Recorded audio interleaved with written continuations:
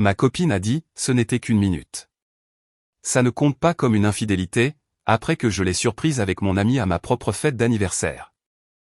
J'ai rencontré Cielo à l'université, pendant le 2e semestre de notre cursus. Nous nous sommes retrouvés dans un cours obligatoire que ni l'un ni l'autre n'avions choisi par goût. Elle s'asseyait 2 rangées devant moi, toujours avec un carnet rempli de notes impeccables et une façon d'écouter qui attirait l'attention. Elle n'était pas particulièrement bruyante ni ne cherchait à se faire remarquer, mais il y avait quelque chose dans sa manière d'être présente qui faisait qu'on la remarquait.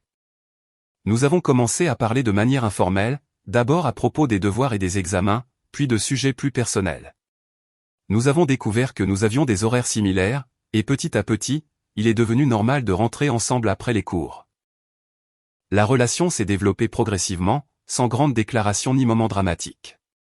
Un jour, nous avons simplement compris que nous n'étions plus de simples camarades. Pendant les premières années, tout était simple. Nous discutions comme n'importe quel couple, mais nous trouvions toujours le moyen de résoudre les problèmes en parlant. Cielo était quelqu'un avec qui on pouvait dialoguer. Du moins, c'est ce que je croyais. Nous partagions des projets, des préoccupations et des plans à court terme. Elle connaissait mes amis et je connaissais les siens. Je n'ai jamais eu le sentiment qu'il y avait des compartiments fermés entre nous. Alejandro était l'un de mes amis les plus proches. Nous nous connaissions depuis avant l'université, depuis le lycée. Nous avions des histoires en commun, des mauvais moments surmontés et une confiance bâtie au fil du temps. Lui aussi connaissait Cielo depuis des années. Ils n'étaient pas particulièrement proches, mais ils s'entendaient bien. J'ai toujours pensé que c'était quelque chose de positif. À l'approche de mon 25e anniversaire, j'ai décidé d'organiser une fête chez moi. Rien de grand ou d'ostentatoire, juste une célébration simple. Quelques amis proches, de la musique douce, de la nourriture préparée ensemble. Ma maison n'est pas très grande, mais elle est suffisante pour de petites réceptions. J'aime y recevoir des gens parce que cela me met à l'aise, en contrôle de mon espace. Cielo s'est proposé de m'aider pour l'organisation. Nous avons parlé de la liste des invités, de ce qu'il fallait acheter, des horaires. Alejandro était également impliqué, comme presque toujours. Il était de ceux qui arrivaient tôt et restaient jusqu'à la fin. Je n'y ai rien vu d'étrange. Le jour de mon anniversaire est arrivé et dès le matin, j'étais occupé à tout préparer. J'ai nettoyé la maison, arrangé les meubles et laissé une table libre pour les cadeaux. Cielo m'a dit qu'elle arriverait un peu plus tard car elle devait s'occuper d'une affaire familiale, ce qui ne m'a pas inquiété. Alejandro, en revanche, est arrivé parmi les premiers, a apporté des boissons et m'a aidé à placer certaines choses. La fête a commencé normalement. Les gens sont arrivés petit à petit. Conversation croisée, rire, musique d'ambiance. J'allais d'un côté à l'autre, saluant, servant des choses, essayant de faire en sorte que tout le monde se sente à l'aise. Quand Cielo est arrivée, je l'ai saluée avec une accolade. Elle m'a dit qu'elle était fatiguée, mais contente d'être là. Je n'ai rien remarqué d'anormal. Au fur et à mesure que la nuit avançait, l'ambiance est devenue plus détendue. Certains amis se sont assis dans le salon, d'autres dans la cour. Je me déplaçais entre les groupes. À plusieurs reprises, j'ai remarqué que Cielo et Alejandro parlaient ensemble. Cela n'a pas attiré mon attention immédiatement. Il était normal qu'ils interagissent, et de plus, ils étaient entourés d'autres personnes. Cependant, avec le temps, j'ai commencé à remarquer qu'ils se croisaient trop souvent. Si j'entrais dans la cuisine, ils étaient là. Si je sortais dans la cour aussi, toujours en riant, parlant à voix basse, partageant un commentaire qui semblait étranger au reste. Ce n'était rien d'explicite, juste une sensation qui s'est formée peu à peu. Je me suis dit que j'exagérais. C'était mon anniversaire. J'avais bu quelques bières et je n'avais aucune raison réelle de me méfier. Malgré tout, chaque fois que je les voyais ensemble, je ressentais une légère gêne, difficile à expliquer. Ce n'était pas de la jalousie, ou du moins je ne l'ai pas identifiée comme telle à ce moment-là. C'était plutôt une question sans formulation. À un certain moment de la nuit, je ne les ai plus vus. Au début, j'ai pensé qu'ils étaient dans une autre pièce ou qu'ils conversaient avec quelqu'un d'autre. Ma maison n'est pas grande, mais avec plusieurs personnes qui se déplacent, il est facile de perdre quelqu'un de vue pendant un moment. J'ai continué à m'occuper des invités. Plusieurs minutes ont passé et j'ai remarqué que Cielo n'était dans aucun des espaces communs. Je n'ai pas vu Alejandro non plus. J'ai demandé avec désinvolture si quelqu'un les avait vus. Personne n'a su me dire avec certitude. Certains pensaient qu'ils étaient dehors, d'autres qu'ils étaient allés chercher plus de boissons. La musique continuait de jouer, les gens parlaient, mais j'ai commencé à ressentir une inquiétude plus nette. Je ne pouvais pas dire pourquoi, mais quelque chose n'allait pas. J'ai parcouru la maison, vérifiant les pièces qui étaient ouvertes. Ils n'étaient pas dans le salon, ni dans la cuisine, ni dans la cour. Je me suis arrêté un instant dans le couloir. J'ai pensé qu'ils étaient peut-être sortis acheter quelque chose ou qu'Alejandro avait accompagné Cielo pour régler une affaire. J'ai essayé de me convaincre qu'il n'y avait rien d'étrange. Malgré tout, j'ai décidé de continuer à chercher. Je suis allé à ma chambre, qui était fermée. J'ai frappé doucement à la porte, sans raison claire. Je n'ai pas eu de réponse. J'ai pensé qu'il était peut-être inutile d'insister, mais la sensation de gêne ne disparaissait pas. Je suis retourné au salon et j'ai regardé l'horloge. Il s'était déjà écoulé pas mal de temps depuis que je ne les avais pas vus. Certains invités commençaient à demander quand j'ouvrirais les cadeaux. J'attendais moi-même ce moment. C'était l'une des rares traditions d'anniversaire que j'aimais, m'asseoir, remercier, prendre mon temps. J'ai répondu que dans quelques minutes, j'ai souri, mais je sentais une tension que je ne savais pas expliquer. Avant de m'asseoir, j'ai décidé que je voulais trouver Cielo, non pas par méfiance explicite, mais parce que je trouvais étrange qu'elle ne soit pas présente à ce moment-là. J'ai de nouveau parcouru la maison avec plus d'attention. J'ai vérifié la salle de bain du couloir. Elle était vide. Je me suis approché de la porte de la chambre d'amis, qui n'est presque jamais utilisée. Elle était fermée. Je ne me souvenais pas l'avoir fermée avant la fête. Je me suis arrêté devant cette porte pendant quelques secondes. J'ai entendu le bruit général de la fête derrière moi. J'ai pensé que je perdais probablement mon temps et que cela n'avait aucun sens de continuer à chercher dans chaque recoin. Malgré tout, j'ai levé la main pour frapper. Avant de le faire, j'ai pris une grande inspiration. Je me suis dit que je voulais juste rassembler tout le monde pour ouvrir les cadeaux, que c'était ma maison et mon anniversaire, et qu'il n'y avait rien de mal à vouloir que ma copine soit avec moi à ce moment-là. Avec cette idée en tête, je l'ai appelée par son nom depuis le couloir et j'ai attendu une réponse. Personne n'a répondu quand j'ai appelé depuis le couloir. Le silence n'a duré que quelques secondes, mais pour moi, il a semblé plus long. J'ai baissé ma main lentement et j'ai fait un pas en arrière. À ce moment-là, l'un de mes amis s'est approché du salon. « Eh, mon frère, me dit-il. Qu'est-ce qui ne va pas? Tu as l'air inquiet. » J'ai essayé de répondre naturellement, mais ma voix est sortie plus tendue que je ne l'avais espéré. « Je ne trouve ni Cielo ni Alejandro, dis-je. Je ne les ai pas vus depuis un moment. » Mon ami a un peu froncé les sourcils comme s'il réfléchissait. « Ah, je crois que je les ai vus entrer dans ton bureau il y a un moment, » a-t-il commenté. J'ai pensé qu'ils allaient chercher une enceinte ou quelque chose comme ça. Quand il a dit ça, j'ai senti une pression dans l'estomac. Le bureau n'était pas une pièce utilisée pendant les réceptions. C'était une petite pièce au fond du couloir où j'avais mon ordinateur, quelques disques durs, du matériel électronique et des affaires personnelles. Personne n'y entrait d'habitude. Alors, je me suis souvenu. Cielo avait un double des clés. Je lui avais donné des mois auparavant quand je traversais une période compliquée et qu'elle venait souvent chez moi pendant que je travaillais ou étudiais. Je n'ai jamais pensé que cela pourrait être pertinent pour quelque chose comme ça. Je n'ai rien dit de plus. J'ai juste hoché la tête, j'ai remercié et j'ai marché en direction du bureau. Chaque pas me semblait plus lourd que le précédent. J'essayais de me convaincre qu'il n'y avait aucune raison de m'alarmer, mais cette sensation inconfortable n'était plus diffuse. Maintenant, elle avait une forme. Je me suis arrêté devant la porte du bureau. Elle était fermée. On n'entendait ni musique ni voix forte, juste le bruit lointain de la fête. J'ai hésité quelques secondes avant de frapper. Je ne savais pas exactement ce que j'espérais trouver, mais je ne voulais pas non plus continuer à imaginer des scénarios sans vérifier quoi que ce soit. J'ai frappé à la porte une fois, fermement. Il n'y a pas eu de réponse immédiate. J'ai frappé de nouveau, cette fois en prononçant leur nom. Cielo, Alejandro. Alors j'ai entendu du mouvement de l'autre côté, des pas rapides, quelque chose qui est tombé au sol, un murmure confus. Avant que je ne puisse réagir, la porte s'est ouverte. La première chose que j'ai vue, c'était Cielo. Elle était de dos, remontant précipitamment son pantalon. Son visage était rouge et ses yeux étaient remplis de larmes. Sa respiration était agitée, désordonnée. Elle ne m'a pas regardé immédiatement. Derrière elle se tenait Alejandro. Il mettait sa chemise avec des mouvements maladroits, évitant de croiser mon regard. Son expression n'était pas de surprise, mais celle de quelqu'un qui a été découvert et ne sait pas quoi dire. Pendant quelques secondes, personne n'a parlé. J'ai senti que l'air de la pièce était plus dense que celui du reste de la maison. Je ne comprenais pas comment mon propre bureau pouvait me sembler un endroit étranger. « Qu'est-ce que c'est que ça ?» ai-je demandé finalement. Ma voix a sonné plus ferme que je ne me sentais. Je n'ai pas crié, mais ce n'était pas non plus une question calme. Cielo a commencé à pleurer plus fort.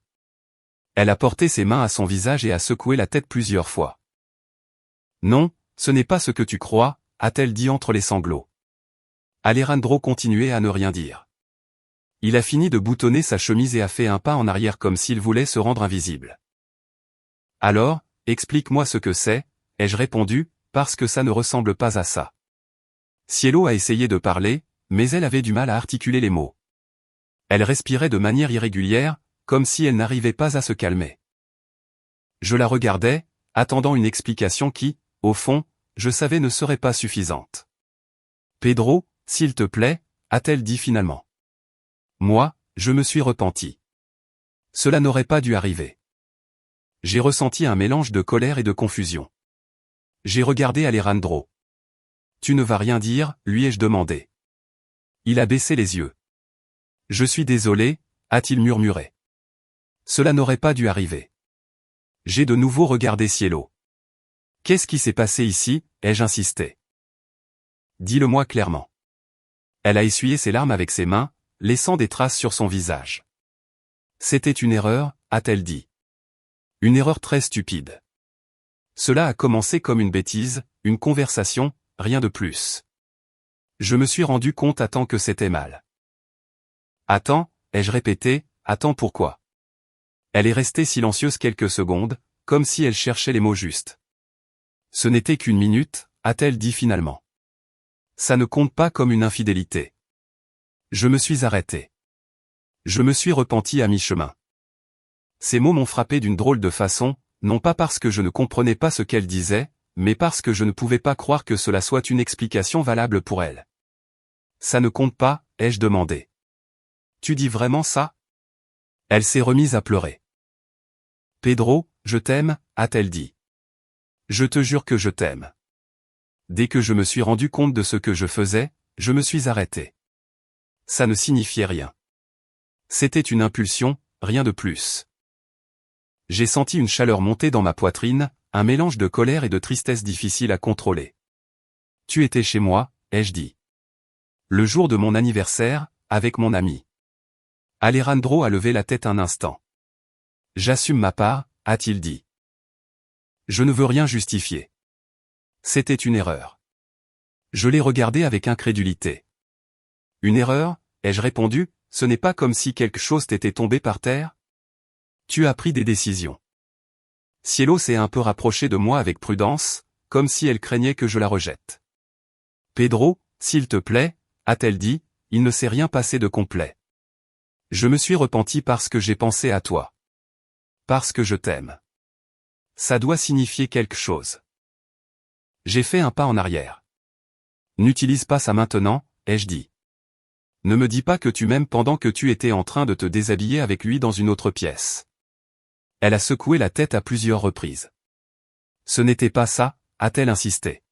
« Je n'ai pas planifié ça. Je ne voulais pas le faire. C'est juste arrivé et dès que j'ai réagi, je l'ai arrêté. Je l'ai regardé sans savoir quoi répondre. Une partie de moi voulait crier, une autre voulait s'asseoir et ne rien faire. Je sentais que tout ce que j'avais construit en des années s'était réduit à cette petite pièce désordonnée. « Combien de temps avez-vous été ici ?» ai-je demandé. Elle a hésité. « Pas longtemps », a-t-elle répondu. « Vraiment, très peu. »« Et ça est censé améliorer les choses ?» ai-je demandé. Je n'ai pas eu de réponse immédiate. Alejandro a fait un pas vers la porte. « Je crois que je devrais partir », a-t-il dit. « Je ne veux pas aggraver les choses. » Je l'ai regardé fixement. Ne décide pas ça toi-même, ai-je répondu. Je n'ai encore rien digéré. Cielo a de nouveau parlé d'une voix brisée. Pedro, dis-moi quoi faire, a-t-elle dit. Je ferai n'importe quoi. Ne me laisse pas comme ça. Ce n'était pas une trahison complète. Je me suis arrêté parce que je me suis rendu compte que c'était mal. Cette phrase a de nouveau résonné dans ma tête. Ce n'était pas une trahison complète. J'ai regardé autour du bureau, mon ordinateur allumé, les objets que j'utilisais tous les jours. Tout était à sa place, mais rien ne me semblait pareil. Sortez d'ici, ai-je dit finalement, à tous les deux. Cielo m'a regardé avec désespoir. S'il vous plaît, sortez, ai-je répété. J'ai besoin de réfléchir. Ils se sont regardés l'un l'autre un instant, puis ont obéi. Alejandro est sorti le premier sans me regarder. Cielo est passé à côté de moi lentement, pleurant toujours. Quand je suis sorti du bureau et que je suis retourné vers le salon, je me suis retrouvé face à une scène que je n'attendais pas, bien qu'avec le recul, elle fut inévitable. La musique était coupée, les conversations s'étaient arrêtées. Tous les invités se tenaient debout, regardant dans notre direction. Personne ne faisait semblant de rien, personne n'était distrait. Tout le monde s'était rendu compte que quelque chose de grave s'était produit. Le silence était si pesant qu'on pouvait entendre le bourdonnement des appareils électriques. Je n'ai rien eu à dire. Personne n'a demandé ce qui s'était passé. La scène parlait d'elle-même. L'un de mes amis, le même qui m'avait dit que je semblais inquiet quelques minutes auparavant, a fait un pas en avant.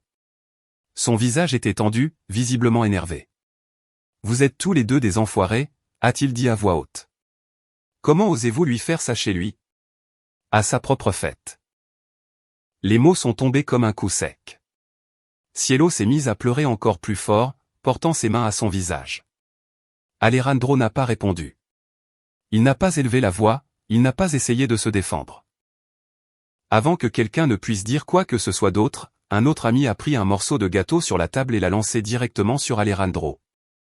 L'impact a été maladroit, plus symbolique que violent, mais il a suffi à briser toute tenue restante.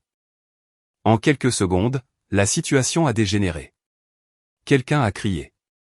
Un autre a lancé un verre de boisson.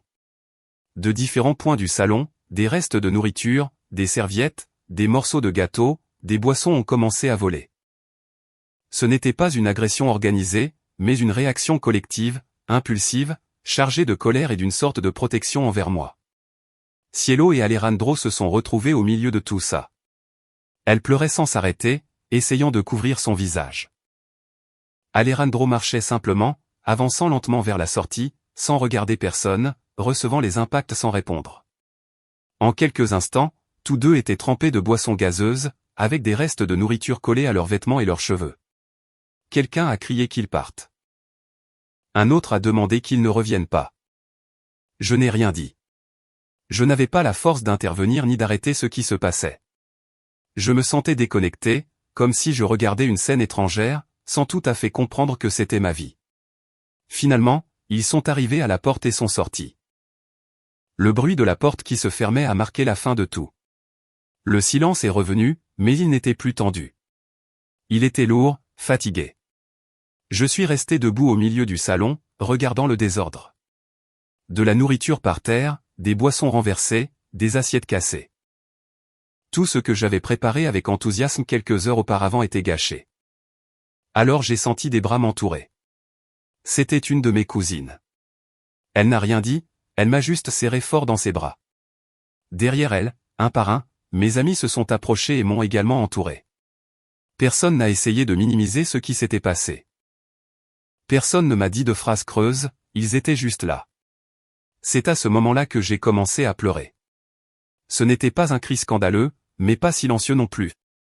C'était un mélange de rage, de tristesse et d'humiliation. Je sentais que quelque chose s'était irrémédiablement brisé. Non seulement ma relation, mais aussi l'image que j'avais des personnes en qui j'avais confiance. Certains amis se sont séparés du groupe et ont commencé à nettoyer le désordre. Personne ne l'a demandé, ils l'ont simplement fait. D'autres sont restés avec moi, parlant à voix basse, me disant que je n'étais pas seul, que je n'avais rien fait de mal. La fête s'est terminée là. Un par un, Les invités sont partis. Certains m'ont de nouveau serré dans leurs bras avant de partir. D'autres m'ont juste regardé avec un mélange de tristesse et de solidarité. Quand la maison fut presque vide, je me suis assis sur le canapé, épuisé. Cette nuit-là, je n'ai pas dormi. Les jours suivants furent étranges. Cielo a essayé de me contacter dès le premier instant. De longs messages, des appels, des audios. Dans tous, elle disait la même chose, qu'elle était désolée, que c'était une erreur, qu'elle ne pouvait pas croire ce qu'elle avait fait, qu'elle m'aimait. Je n'ai pas répondu. Je n'ai pas bloqué son numéro au début, mais je n'ai pas non plus répondu. Je ne savais pas quoi dire. Chaque fois que je voyais son nom sur l'écran, je sentais un nœud à l'estomac. J'ai décidé de me concentrer sur le pratique. J'ai changé les serrures de ma maison, y compris celle du bureau. Je ne voulais plus ressentir que quelqu'un avait accès à mon espace sans mon consentement. Alejandro a également essayé de communiquer. Un seul message, bref, me demandant pardon. Je n'ai pas répondu. Quelques jours de plus se sont écoulés et alors j'ai appris quelque chose que je n'attendais pas. L'un des amis qui avait été à la fête avait filmé le moment où on leur a lancé de la nourriture. Ce n'était pas prémédité, il a simplement sorti son téléphone au milieu du chaos. La vidéo a été mise en ligne sur les réseaux sociaux. Je ne l'ai pas vue immédiatement, mais j'ai reçu des messages me demandant si j'allais bien, si j'avais vu ce qui circulait. Quand je l'ai finalement vu, j'ai ressenti un mélange de gêne et de fatigue. Je n'apparaissais pas, mais on reconnaissait clairement Cielo et Alejandro, couverts de nourriture, marchant vers la sortie. La vidéo s'est répandue rapidement. Les gens se moquaient, des commentaires cruels, des mèmes, des suppositions. Je n'ai participé à rien de tout cela. Je n'ai pas non plus demandé à ce qu'elle soit supprimée. Je suis simplement resté à l'écart. Quelques jours plus tard, Cielo m'a appelé. J'ai répondu sans trop réfléchir. Elle était désespérée. Elle m'a dit que la vidéo lui gâchait la vie, que les gens la pointaient du doigt, qu'elle avait perdu des amitiés, qu'elle ne pouvait pas sortir dans la rue sans avoir honte. Elle m'a demandé de parler à celui qui l'avait mise en ligne pour qu'il la supprime. Je lui ai dit la vérité. Je lui ai dit que je n'avais rien filmé, que je n'avais mis aucune vidéo en ligne et que je n'avais aucun contrôle là-dessus. Je lui ai aussi dit que je ne pouvais pas l'aider avec quelque chose comme ça. Elle a pleuré à l'autre bout de la ligne. Elle m'a demandé pardon une fois de plus. Elle m'a dit que ça n'avait duré qu'une minute. Je n'ai pas répondu à cela. J'ai pris congé et j'ai raccroché. Depuis, nous n'avons plus parlé. Je n'écris pas cela pour chercher de la pitié ni de l'approbation. Je voulais juste raconter ce qui s'est passé de mon point de vue. Je suis encore en train de digérer beaucoup de choses. Je ne sais pas ce qui va suivre. La seule chose dont je suis sûr, c'est qu'il y a des décisions qui, aussi brèves qu'elles puissent paraître, ont des conséquences qui ne peuvent pas être effacées.